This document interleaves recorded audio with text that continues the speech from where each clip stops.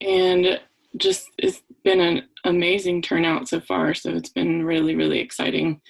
So I'm Dr. Meagan Jones, and I am an adjunct professor here at the Chicago School. Today I'm going to be presenting with Anastasia.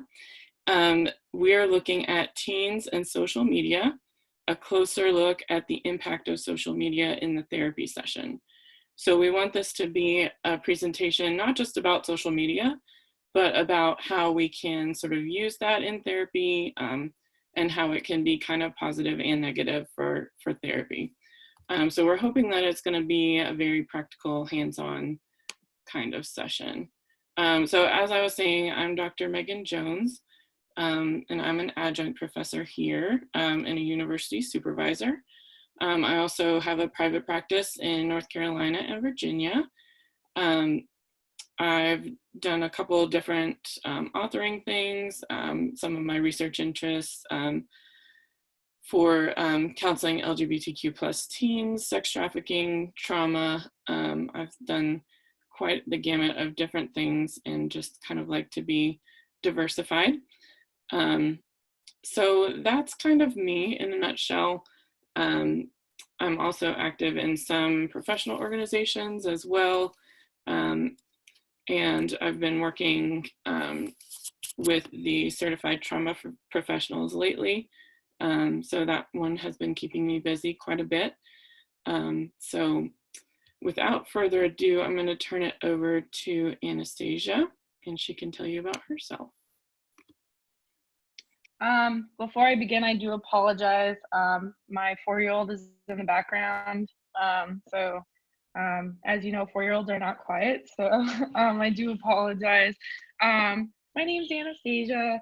I currently intern at a domestic violence and child advocacy center, as well as a foster care center. I have 2 kids, and my husband is currently deployed. And I try to do a lot with the Association for Humanistic Counseling and try to get involved with Association for Creativity and Counseling as well.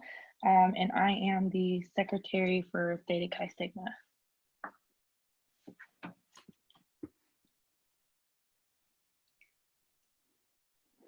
Do you want me to go? I'll talk about them. Okay. So sorry, I caught her by surprise. I put the learning objectives in there. I just wanted to go over those quickly so you guys knew what to expect. So this program we're hoping is going to help counselors and mental health professionals better understand social media usage in teens and the impact of teen social media usage on interpersonal relationships. We also are hoping that this program will help you all better understand how social media usage can impact therapy. And then we hope that this program will help you get some hands-on resources for using social media in the therapy session. So we're going to do some exercises at the end that you'll see that will help you with that. We're also aiming to change harmful stigma that mental health treatment is not relevant for teens. All right, Anastasia, if you want to go ahead and start. So, as we know, excuse me, you know, teens utilize social media a lot, and there's, you know, a lot of positive and negatives to that, you know, and it is crucial as counselors to keep up with what is going on in the technological world. You know, apps like TikTok, things like that, and understand how that can impact the way they see the world. It's been shown that 95% of adolescents ages 12 to 17 use the internet, and 8 in 10 online teens use some kind of social media, which is quite a lot. And girls and older teens have shown to be the heaviest users of any social media sites. And that can impact the way they not only see themselves, but the way they perceive the counseling and the therapeutic relationship. Go ahead, Nick. Sorry.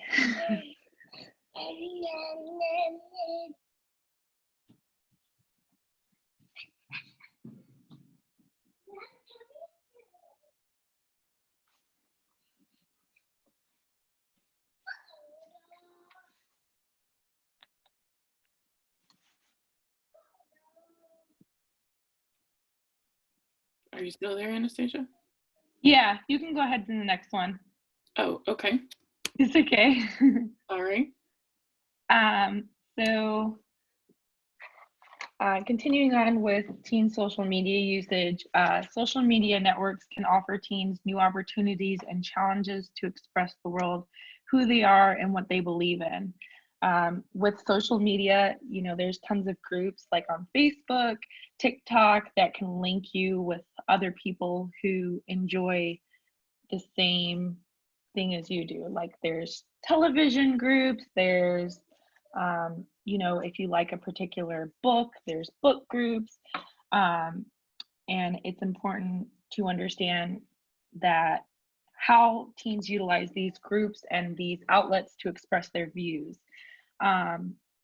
Reviewing personal identity development in a teen, those who are on social media can join internet groups, like I said, that ultimately reflect aspects of their identity. And sometimes those groups can be not so appropriate for a teen. So it's important to, you know, excuse me, understand and have the teen recognize not only social media safety, but the role that plays in their life. Go ahead. Challenges of teen social media usage. As we know, there's a lot of, excuse me, challenges to teen social media usage. Oftentimes when we look at social media usage, you know, as a parent or as a counselor, we only see the negatives. And some of those things are cyberbullying. It can complicate the parent-child relationship. You can have an internet addiction, sleep disturbance, academic disturbance, behavioral issues. You can go ahead to the next one. And there's, similar to what I said about the groups, there's various reasons that youth use social media. Oftentimes to communicate with friends, to pass time, to learn things outside of school, to feel better when they are down. I mean, these are just a few of the, you know, variables. There's so many other reasons that teens obviously utilize social media. Go ahead.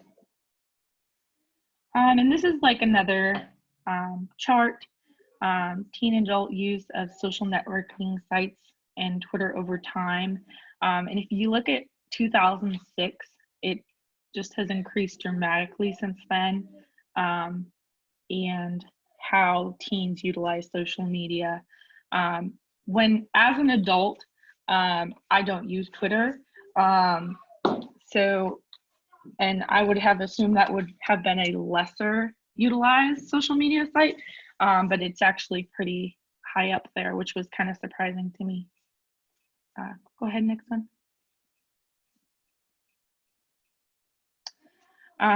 So as we know, social media can impact interpersonal relationships. It can impact various aspects of anyone's life, not just a teen's life. And people need interaction for fulfilling their social needs as humans, and social media has become the preferred method for communication, which can be a good thing, but can also have some challenges. The use of social media has reduced face-to-face interaction of human beings, and cell phones have created a social situation where people are getting comfortable with avoidance of people. While social media is a convenient way of communicating, it lessens the quality of connection with others. Almost 2/3 of US adults admit that they use social media to connect with others. Social media is so prominent that it changes our ability to interact with others on a meaningful level and challenges our social skills to the point that many struggle to interact in traditional conversations. Um, this seems to be a prevalent problem, especially with teens nowadays, because they are so centered around social media and being on their phones. I know with the generation that I came from, it was just starting to happen, but now it's kind of like in your face. Go ahead. Interpersonal relationships continued. There are 3 key issues that arise when looking at the role social media plays. When we communicate through social media, we tend to trust the people on the other end of the communication. So our messages are going to be more open. We're going to be more trustworthy with that other person, and we're going to disclose more. Our social connections are not strengthened as much through social media as they are face-to-face, which means we can talk to Ben in Oklahoma if I'm in Delaware, but I'm not going to have that strong of a bond as I would with, say, my neighbor who I can see face-to-face and form a real connection with. Not saying that it's not a real connection with, but it's just a different type of connection. We tend to follow and interact with people who agree with our points of view. Similar with the groups, say a teen joins a group about their favorite television show. I don't know, let's say The Bachelor. And they join this group about The Bachelor. And all these people, they're following the same show. So could possibly think, hey, these people have the same mindset I do. This could ultimately get the individual to follow that path and go with whatever the group is saying, essentially. And when we are joining these groups, when the teens are joining these groups, they're not getting the same diversity of viewpoints as they would in person versus going to school and learning about different points of view. Go ahead.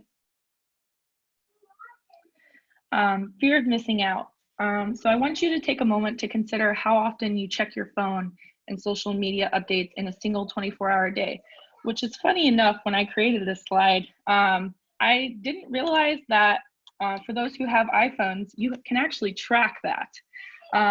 It has a tracker on your phone if you allow it to see how often you open your phone every day. And you can answer in the chat or not, totally up to you. But personally, it is quite a lot. Whether it be, just for simple things or, just bored and scrolling. And, when we realize how much we are actually on the phone, I think you'll be surprised. Often teens and adults have a fear of missing out. And I've noticed this a lot with Facebook. This has created a bad habit that has rewired how we interact with one another. We don't want to miss that post on Facebook, or, we don't want to miss a sale on a shoe site. We don't want to miss, an email. So the more digital input that we take in, the more we require to feel satisfied in the end. So we're going to keep going, and it just feeds it. Go ahead.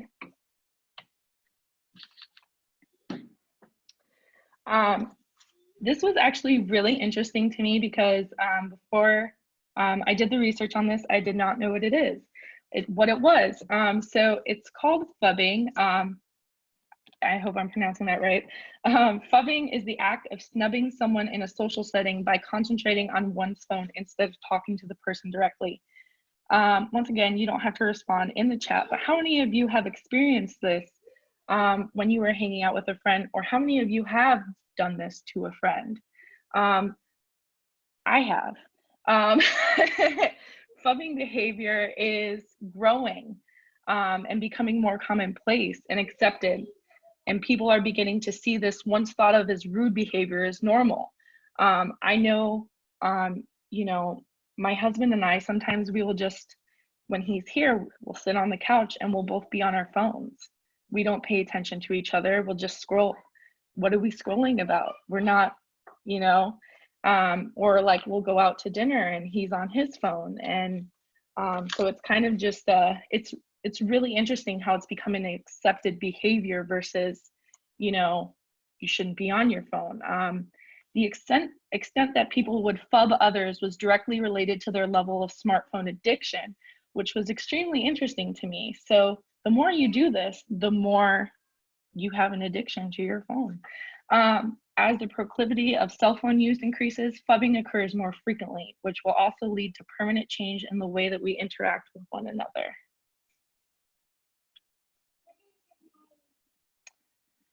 Cody, you said, I feel as if it fuels anger as well because people are more likely to say crude, rude, aggressive things behind their keys than in person.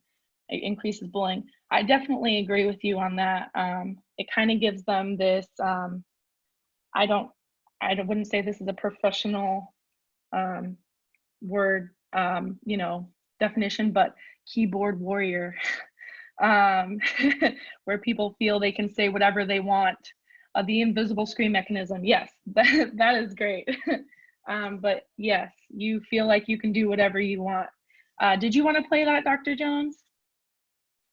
This is a video that I thought spend more time on social. Sorry, this is a video that I thought was really beneficial in understanding teen social media use and from their point of view. Go ahead. Media than we probably should, but for some users, sites like Facebook, Twitter, and yes, Instagram can become a troubling obsession, causing them to lose touch with reality. Maria Villarreal takes us to a place where young people are getting help for their social media addiction. I was struggling with severe depression and anxiety. 17-year-old David Mayer from Ohio says he felt constant pressure from his parents to be perfect. Overwhelmed, he started using drugs. He also got lost online for up to 4 hours a day. I felt like with all of my posts, I would create this false character of who I was. What I thought was the perfect version of myself, what I wanted to be, which is this young, funny, attractive guy. And obviously, I was kind of neglecting the fact that I did have a lot of sadness within me and a lot of loneliness. David became withdrawn and stopped talking to his parents until they took matters into their own hands. I got woken up 4 a.m., just two guys with my bags packed, and I was pretty frightened at first, but I mean... Did you know these guys? No. My parents had hired them to take me here. They forced David into the Paradigm Malibu rehab facility for 30 days to treat his social media addiction. No cell phones or internet surfing allowed. 50% of teens say they feel addicted to their mobile devices, and studies show teens who spend more time on social media are more likely to report mental health issues than those who spend less time on the sites. I'd sit in my room for days at a time and just kind of be there, and I had nothing else to do except for just kind of curl up and go on social media. 17-year-old Arizona native Caitlin Walker is also seeking treatment at Paradigm. Caitlin says things began spiraling out of control when her parents' marriage hit a rough patch. She turned to social media for comfort, but instead became the target of online bullying. Like, I literally had pictures on my camera of people like bullying me, and I kept it. Why? I don't know. It was just kind of like confirmation that I wasn't good enough. If you know that Instagram and Twitter and Facebook are causing you all this pain, why do you keep going back to it then? It's hard to detach and realize that it's a really negative part of your life. Paradigm says its program, which includes therapy and reconnecting with the outdoors, has an 80% success rate. It can cost upwards of $50,000, but some insurance companies do help cover the expense. After 30 days, Caitlin isn't ready to delete her profiles, but she's now learned. You have the power to block someone or delete them or not look at it. And I think when I was in that situation, I didn't feel like I had the power to do that. David now fills his time playing basketball and reading. His program might be over, but his journey is just beginning. I plan on deleting my Twitter, deleting my Snapchat. I know now that I'm not going to create this false character. I just need to give more time for myself. Mireya Villarreal, CBS News, Malibu, California. It's tough out there because a lot of mental health professionals aren't quite, they're a bit anxious to call this a true addiction. So it needs more study, and certainly a lot of the people out there suffering from it need help. Yeah, there are kids who really need help. Many of us spend more. Many of us spend.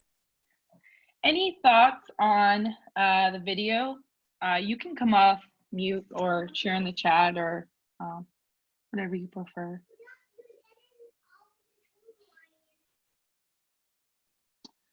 Cody says, an excellent example of social media messaging without face-to-face communication. Going Astray is an HBO Part 2 documentary.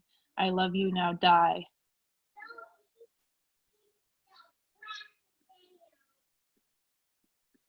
It is a true culture. I think there's a lot of truth in this. Thank you for all your responses. Okay, so anxiety and social media. It has been shown that there is a strong link between social media and anxiety. It has been shown that 45% of adults and teens feel restlessness when they are not able to access their social media or their message. It kind of goes into that addiction and fear of missing out. You know, if you can't access it, you're missing out, and that kind of brings on that anxiety. When a teen feels restlessness, which I thought this was extremely interesting because I have experienced this in the past. When they were not able to access their social network, this can give rise to phantom vibration syndrome. I just thought this was kind of a coincidence. Like, I didn't know it was related to an addiction. PVS is the perception of a vibrating cell phone when someone is addicted to being on social media or checking their phone. Any victim of PVS reflects obsession of frequent checking of social messages, exhibits manifestation of anxiety caused by cell phones. This was just very interesting to me because I thought that it was just because I have a phone in my pocket and I'm used to it vibrating there, but it actually is from a form of addiction. Social media can be used as a way to size up one's accomplishments against others, and it can have a significant negative effect. You're always going to try to size up and, you know, be better than and continuously grow, and it's going to build that anxiety. Using social media to check on old friends to see how happy they are can cause envy and anxiety because you want to feel better. You want to know, you want to feel like you are doing better. And if they are doing better than you're going to feel anxiety. Go ahead.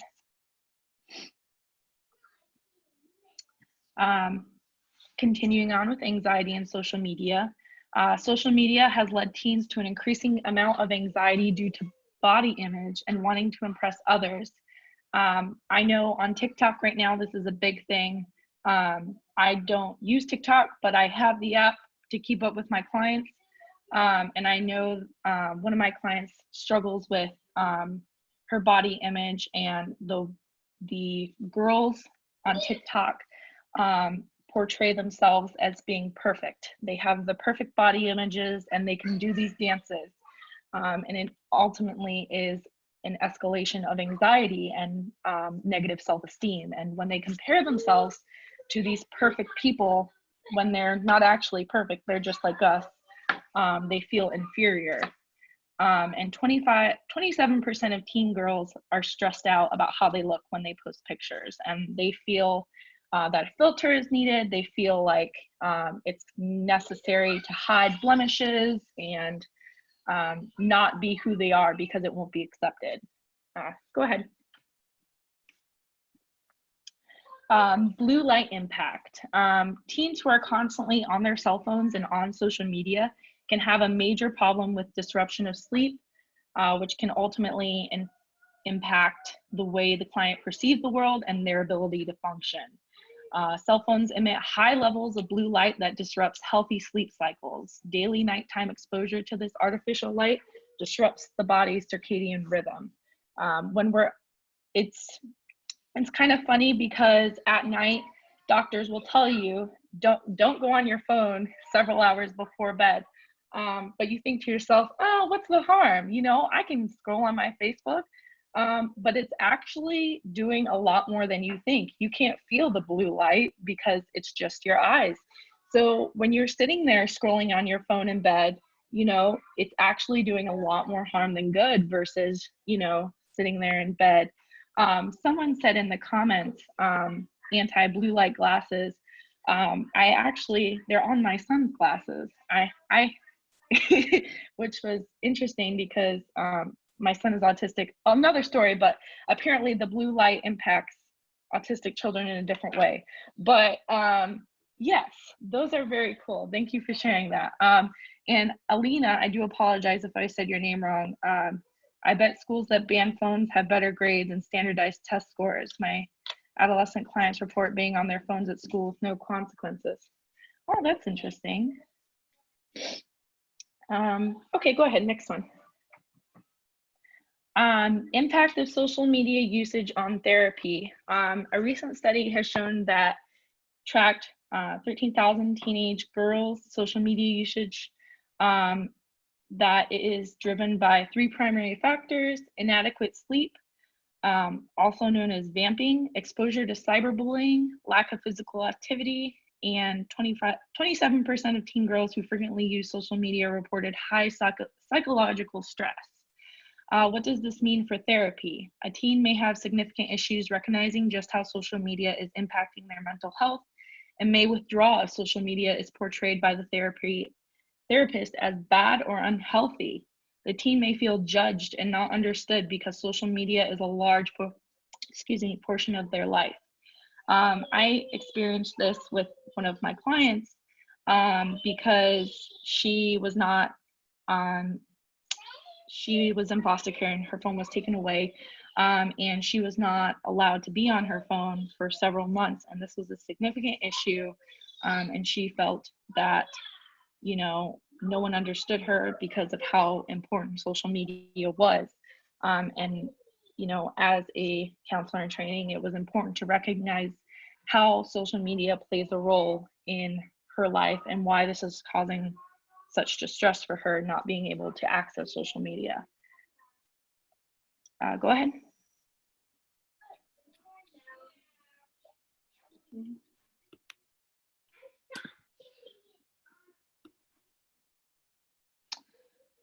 Impact of social media usage on therapy. Teens everywhere have adopted online social communication as an essential part of their daily life, and this can mean that social media can have a substantial influence on different aspects of a teen's life. In many areas, social media has many benefits. However, the social media phenomenon has shown to have a major influence on the well-being and mental health of its users. A number of studies have shown that a clear connection between use of social media and outcomes such as increase in anxiety, stress, depression, and loneliness.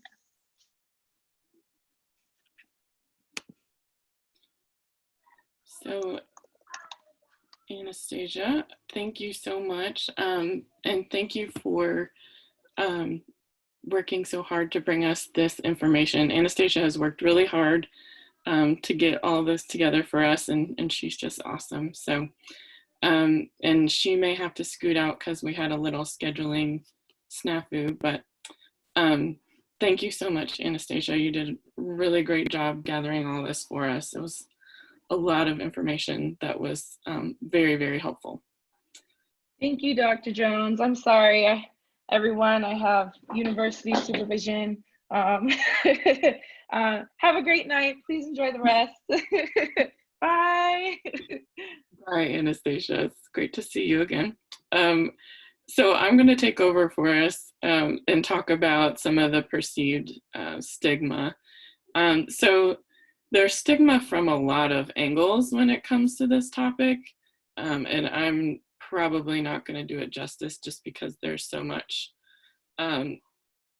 But so some of that I was able to glean from the research, and a lot of this comes from McBride.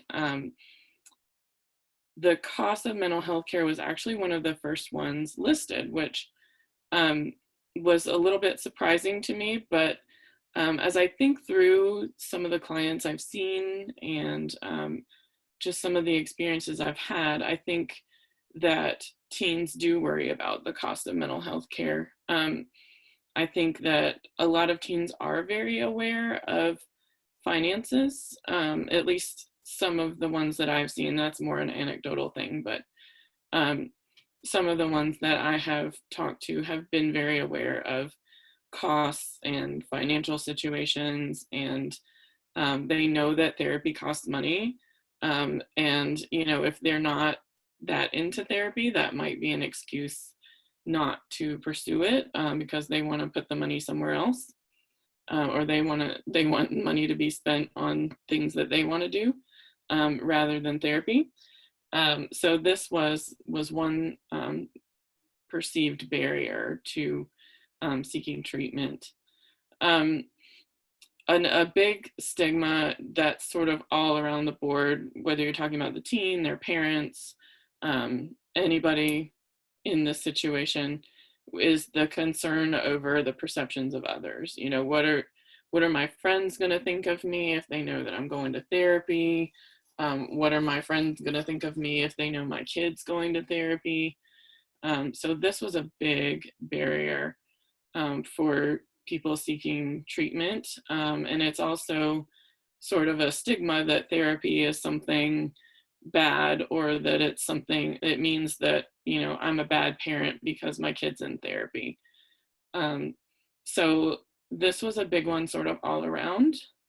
So troublemaking appointments. So this can be interpreted a couple different ways. For some teens, this might mean like they don't think their parent is competent enough to make the appointment, or that they don't really want their parents to make the appointment. Something I've seen though has been teens that are afraid to share with their parents that they need therapy. They'll go for a long time because they'll think that they might worry their parent, or, you know, they think that if I'm gonna pursue therapy, then mom's gonna get really upset. She's gonna think that she's a bad parent, and, you know, I'm gonna try to deal with it on my own. So the troublemaking appointments can be a lot of different things. It can also be, so time constraints and other responsibilities was another big one. And this is something that I think has been a problem for a while, that's been facing teens. So I'm thinking back to one of my clients recently that, you know, I was trying to make her an appointment, and, you know, I'm offering all these time, you know, I'm talking to the mom, and the mom says, you know, well, we can't do this day because she has basketball, and we can't do that day because she has to work. And like, there was like all these activities, and I'm like, when does this kid sleep? Like, no wonder she has anxiety, because like there was just literally no time that was good. And I see it's not just that client. Like, I see this a lot, that, you know, there's so many time constraints. There's so many things going on.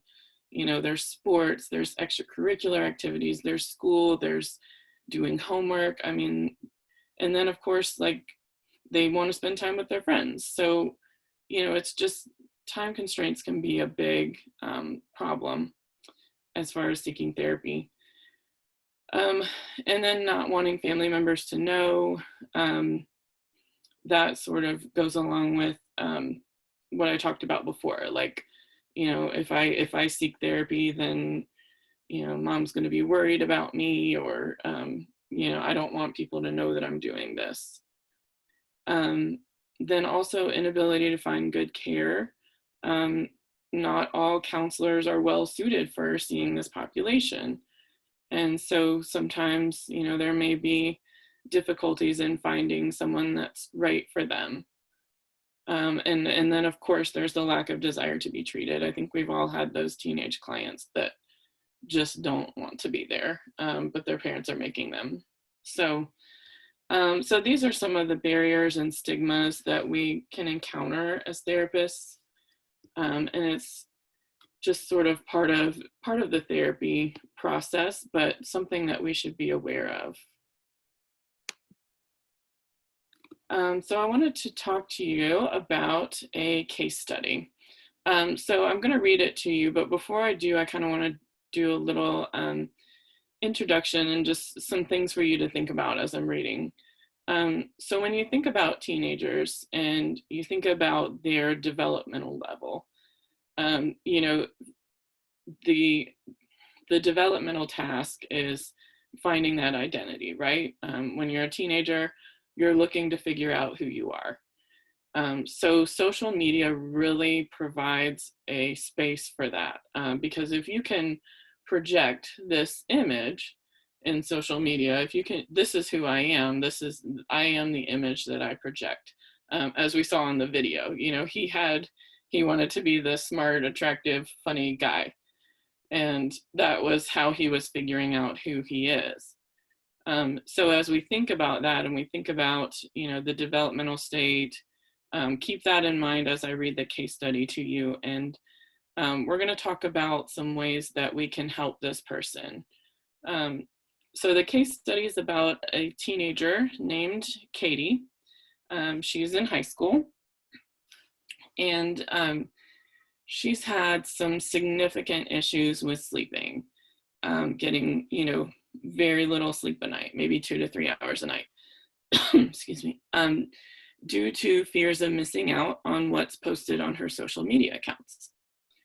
So Katie continually felt the need to continuously post on her feed, find new filters for her pictures to look good, and was stressed when she couldn't access her phone.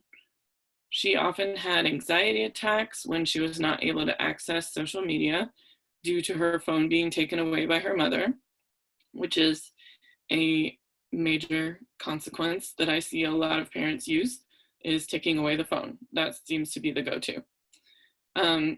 While the counselor worked to convey with Katie on the effects of social media, she often withdrew and pulled back when this education occurred.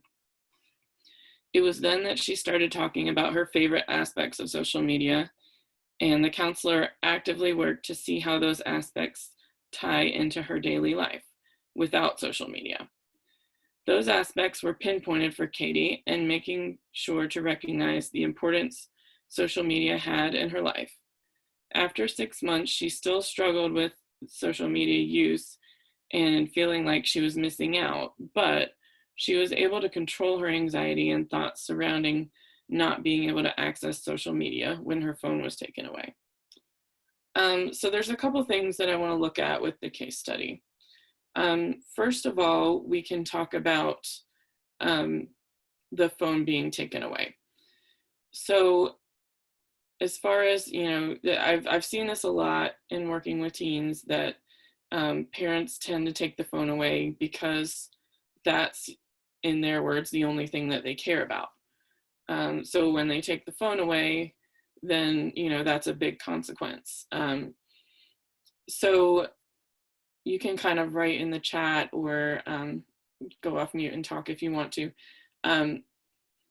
What could be some possible other consequences that could be used, or other ways to address negative behaviors other than taking the phone away?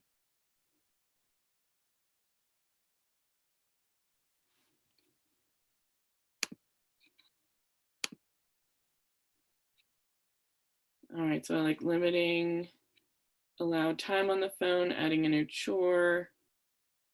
Adding a new chore is good. Creating new activities outside the home. Hiking, walking, caring for a pet. You can have 1 hour of phone time. Not giving them the phone unless they pay for it. Using the phone as an incentive. Yeah, so much more positive than just taking it away. Or getting together in person with friends. Yeah, and thank you, Elizabeth. Yeah, certain apps on the phone do limit or shut down the phone after a certain amount of time.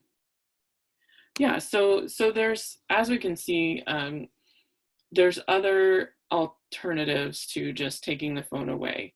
And so typically when I do have a teen that struggles with this, we'll talk about other ways other than just taking away the phone. Not that we shouldn't ever take away the phone, but just that shouldn't necessarily be the go-to. So that was kind of the first thing that I wanted to talk about there. another thing that I kind of want to point out is when Katie withdraws, because the counselor is sort of going into psychoeducation mode, and they're saying, okay, well, this is wrong with social media, and this, it can do this, this, and this to you. And you can kind of just hear the eyes rolling. Because, you know, I think teens get that. I think that they get that from a lot of sources. They get that from parents, teachers, you know, all over the place. There's information on how social media can be harmful for teens. So it's not that they don't know it. It's just, it's a very strong pull towards social media. So instead of approaching it as social media is bad for you, you shouldn't do this, I think as counselors, it's better to sort of focus on the more positive aspects, start talking about what they really like about social media. You know, ask them questions like, why is this important to you? What does this do for you? And so then we kind of open the space for them to feel comfortable to talk about it, and they don't feel like they're going to be bombarded with, oh, this is bad for you, this is bad for you, this is bad for you, because that's just sort of asking for a shutdown. So I think that that's probably a good way to approach it, is, you know, saying the kind of positive things rather, and focusing on that.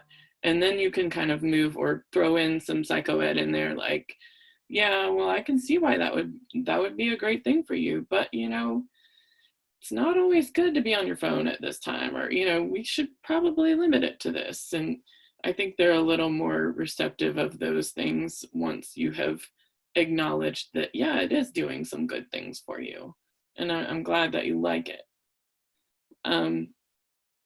So that was another thing I wanted to point out as well. And then talking about the anxiety surrounding social media usage. So there's a lot of different theories on why this is, but it's definitely been documented in the research that social media usage can create anxiety. So there's this sort of FOMO, you know, fear of missing out phenomenon that has been described in the literature. And it's also kind of a popular thing as well. And then there's also kind of the whole sort of comparing yourself to others, and how that can cause anxiety. You know, if someone's doing better than me, and, you know, they might be winning at life and I'm losing at life, and that makes me anxious. So it's important to know what's kind of motivating, or what their thoughts are surrounding their social media usage, to sort of understand the source of it and attack it from that angle. So as far as Katie goes, is there anything you can kind of say in the chat or talk? Is there anything that you might recommend for Katie?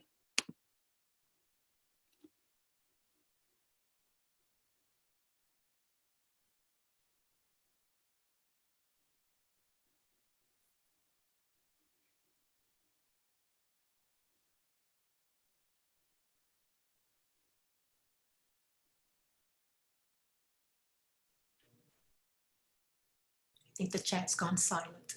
I know. Oh, we have a few coming in now. Yeah. So limiting screen time and psychoed about why. Okay, good. Providing her with other activities when her phone is taken away. That's a good one.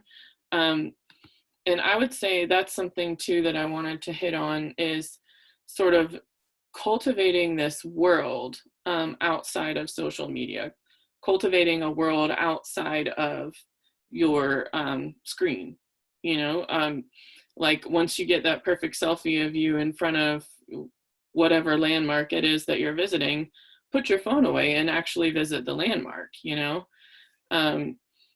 Also kind of like creating this world where, you know, you don't have to tell everybody about it. Maybe you just enjoy a walk in nature without having to tell the world that you're taking a walk in nature.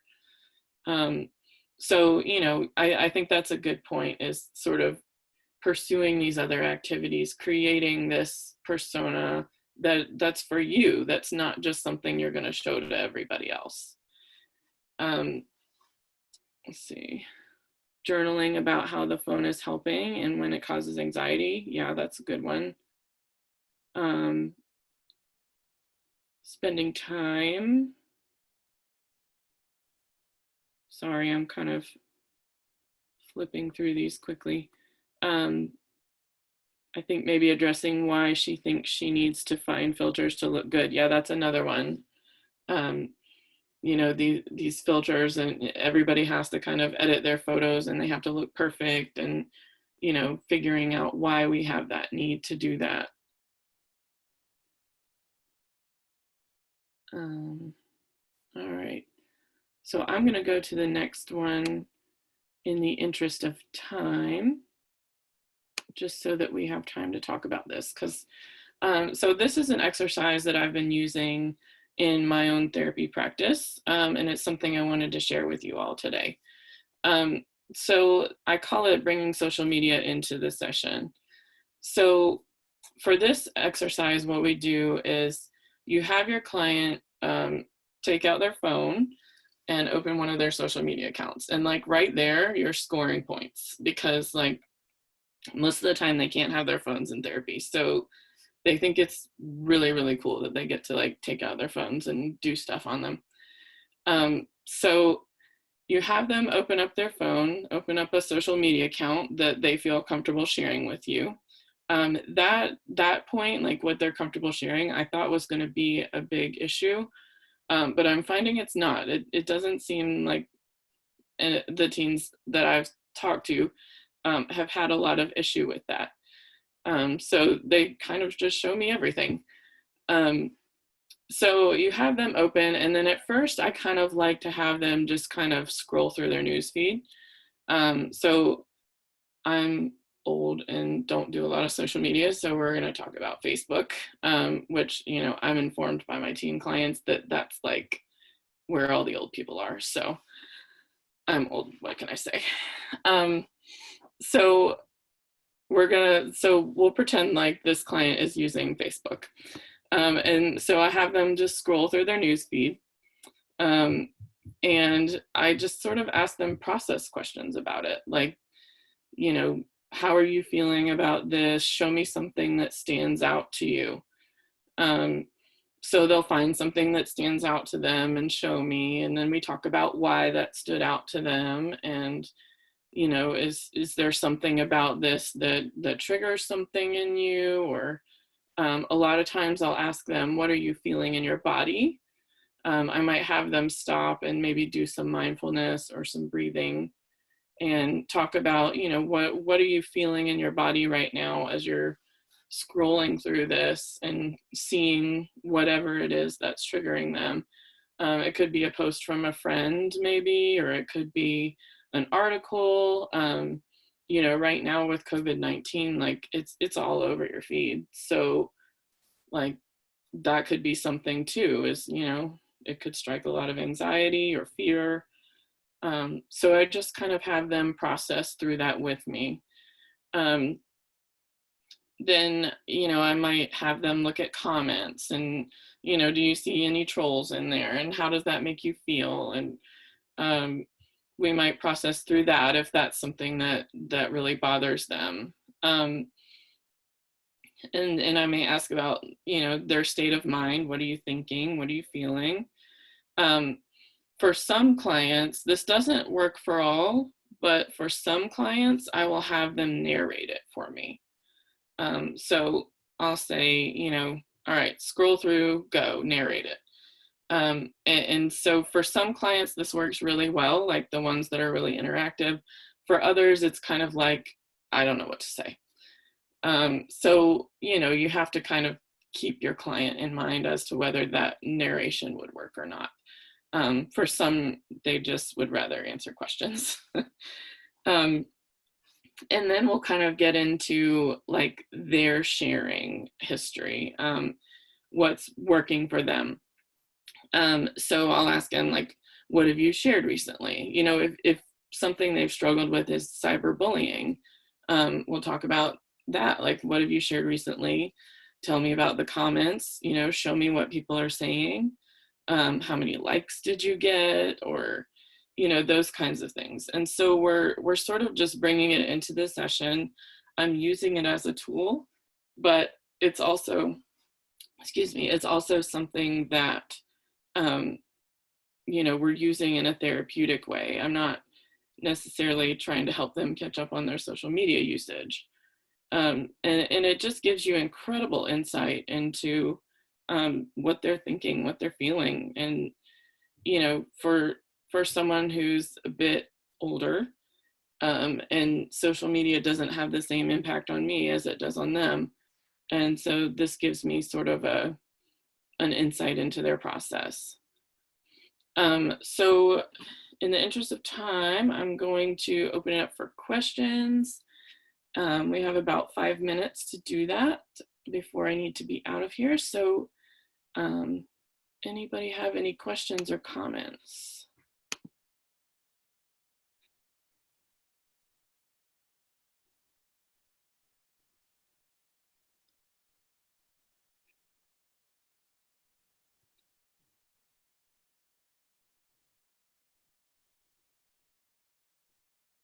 Yeah, Elizabeth says it sounds similar to trauma and narrative and story. Yeah, I'm pretty trauma and narrative. That tends to be where I draw from. So yeah, it has a lot of background in that. Maybe by doing this, they may be able to see some of the ways others perceive them. Yes, and cause them not to share on social media. Yes, that can be a big thing. You know, if you have an oversharer, maybe talking through how others perceive them and what do you think this person was thinking and that kind of thing.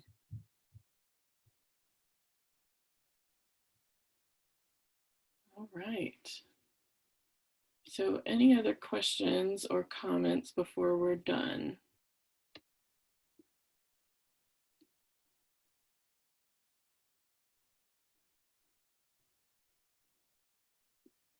Okay, well, thank you guys so much. I have really enjoyed this, and I hope that you all have a great rest of your day and stay safe and healthy. Thank you, Dr. Jones. Just like to end with mentioning Tavera, who's actually our sponsor in managing our practicum and internships for online. So all of our presentations have been presented by Tavera. Thanks, everyone. Thank you, Sherry.